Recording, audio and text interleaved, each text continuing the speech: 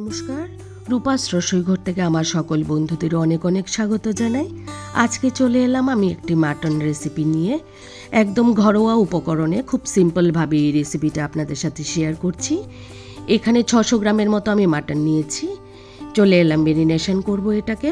পরিমাণ মতো হলুদ গুঁড়ো, শুকনো লঙ্কার গুঁড়ো, জিরে গুঁড়ো, ধনে গুঁড়ো, আমি একদমই কম পরিমাণে এগুলো ব্যবহার করলাম। এবার আমি বাটা মশলা দেব। 2 টেবিল চামচের মতো পেঁয়াজ বাটা দিলাম, 1 টেবিল চামচের মতো আদা বাটা, 1 টেবিল চামচের মতো কাঁচা লঙ্কা বাটা, ঝালটা আপনারা আপনাদের পছন্দ মতো দেবেন, 1 টেবিল চামচের মতো রসুন বাটা। আমি খুব কম মশলা এখানে ব্যবহার করলাম। তেলের পরিমাণটাও আমি কম করব। এখানে একটা বড় টমেটো নিয়েছি। টমেটোটাকে এইভাবে গ্রেট করে আমি মাটনের সাথে মেখে এটাকে 1 ঘন্টার মতো আমি ম্যারিনেশনে রেখে দেব। টমেটো দিয়ে দিলাম পরিমাণ মতো নুন, দিয়ে দিলাম 2 টেবিল চামচের মতো সর্ষের তেল। এবার মাটনটাকে খুব সুন্দর করে মেখে নেব। আমি অনেকক্ষণ এটাকে প্রায় 7 থেকে 8 মিনিট এটাকে খুব সুন্দর করে মেখেছি।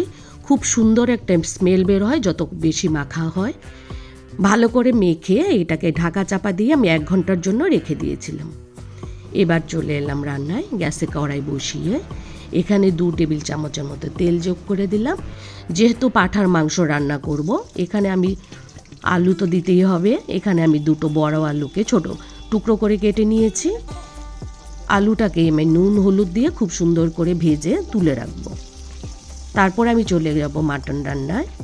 খুব কম তেল মশলা দিয়েও রান্না টেস্টি হয় যদি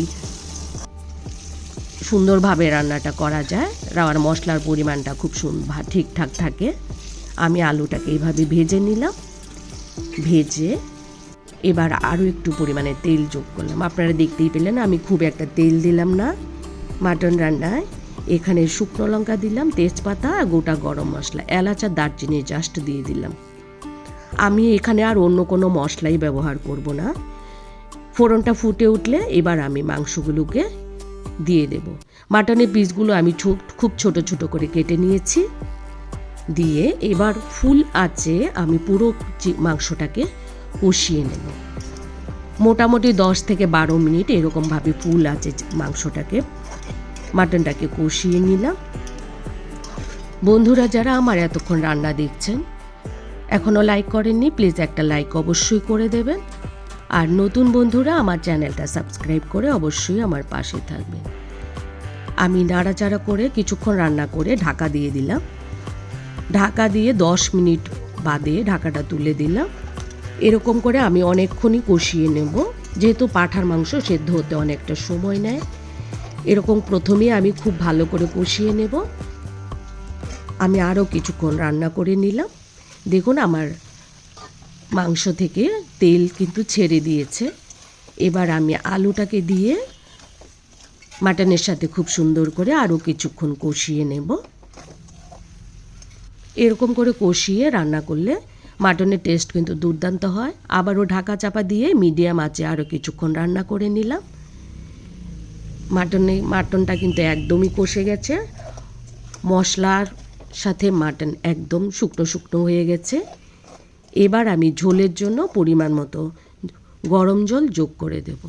খুব সিম্পল একটা রান্না, খুব কম তেল মশলা এই রান্নাটা করেছিলাম, বাট অসম্ভব টেস্টি হয়েছিল এই রান্নাটা। এবার পরিমাণ মতো ঝোলের জন্য গরম জল দিয়ে নাড়াচাড়া করে আরও কিছুক্ষণ ঢাকা চাপা দিয়ে মাংসটাকে সিদ্ধ করে নেব।